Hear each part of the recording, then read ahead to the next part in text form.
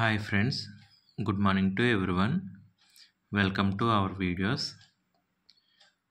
ఈరోజు వీడియోలో GDCE 2018 నోటిఫికేషన్కి సంబంధించి నిర్వహించిన ASM bar goods guard exam first shift paper అన్నమాట. ఈ పేపర్లో లాభాలు నష్టాలు టాపిక్ సంబంధించి క్వశ్చన్ నెంబర్ 42 అడగడం జరిగింది.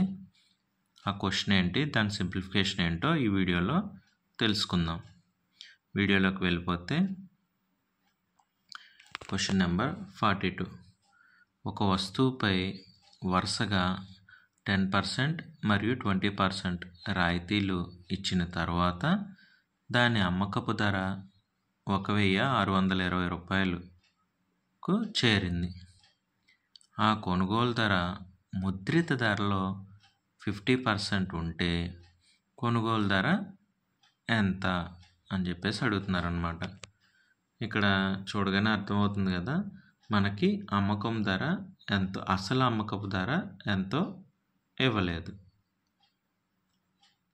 ఇవ్వకుండా 10% మరియు 20% రాయితీలు అంటే డిస్కౌంట్లు ఇచ్చిన తర్వాత అమ్మకం ధర ఎంత ఉందో అది చెప్పారు, 1620.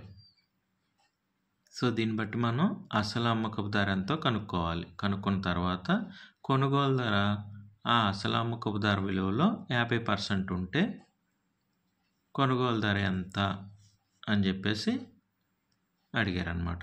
సో సింప్లిఫికేషన్ చూద్దాం.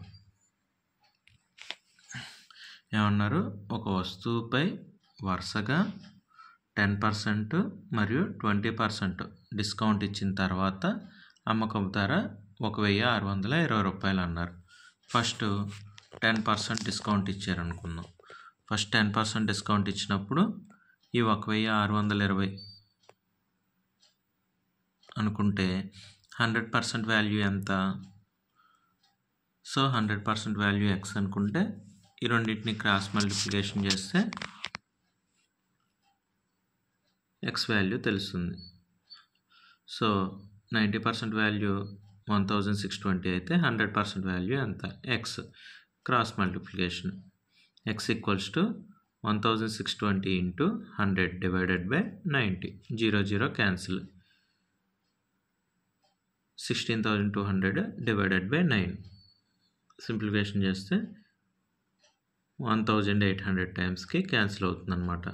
సో 10% డిస్కౌంట్ ఇస్తే అసలు విలువ 1800. తర్వాత 20% రాయితీ ఇచ్చానన్నారు. నెక్స్ట్ ఈసారి 20% డిస్కౌంట్ ఇచ్చినప్పుడు వాల్యూ ఎంతకు మారుతుందో చూసుకోవాలి. సో 20% డిస్కౌంట్ అంటే 100లో తగ్గించుకోవాలి. డిస్కౌంట్ అంటే ప్రాఫిట్ అంటే పెంచుకోవాలి. సో 20% కాబట్టి 100లో 20% అంటే 80%. 80% వాల్యూ 1800 వచ్చింది మనకి. ఇప్పుడు మనకి 100% వాల్యూ కావాలి. సో దీన్ని ఎక్స్ అనుకుంటే cross multiplication 1800 into 100 divided by 80. 0 cancel. 18000 divided by 8 cancel చేసుకుంటే 2250 సార్లకి పోతుంది. So X value 2250. X value అంటే ఇక్కడ ఏంటి, ఫస్ట్ 10% రాయితీ, తర్వాత 20% రాయితీ ఇచ్చిన తర్వాత ఒరిజినల్ వాల్యూ క్యాలిక్యులేట్ చేసుకుంటే అమ్మకపు విలువ, అమ్మిన ధర, ఒరిజినల్ అమ్మిన ధర వచ్చేసి 2250 రూపాయలు అనమాట. అయితే ఇక్కడ మనకేం అడిగారు, అమ్మిన వేల కాదు మనకు అడిగింది. మనకేం అడిగారు, అమ్మిన వేల అన్న ముద్రిత ధర. ఇప్పుడు ఒక ప్రైస్ ప్రింట్ చేస్తాం కదా, ఈ ముద్రిత ధరలో 50% వాల్యూ నేను కొన్న విలువ అయితే ఆ వాల్యూ ఎంత అన్నారు. సో ఈ ముద్రిత ధరలో డివైడెడ్ బై 2 చేస్తే మనకు కావాల్సిన వాళ్ళు అడిగిన కొన్న ధర వస్తుందన్నమాట. సో ముద్రిత ధర ఎంత? 2250 డివైడెడ్ బై 2 క్యాన్సిల్ చేస్తే 1125. సో కొన్న ధర 1125.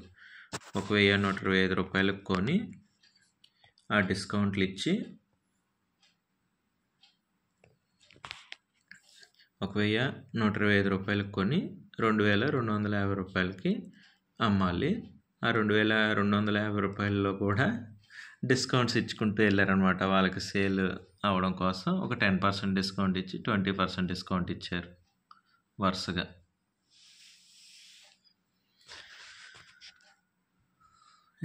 సో ఈ వాల్యూ అనేది ఇక్కడ ఆన్సర్లో ఉంది, ఆప్షన్స్లో ఉందేమో చూద్దాం. కొనుగోలు ధర 1125. చూడండి, ఆప్షన్ ఏ 1125 ఇది కరెక్ట్ ఆన్సర్ అన్నమాట.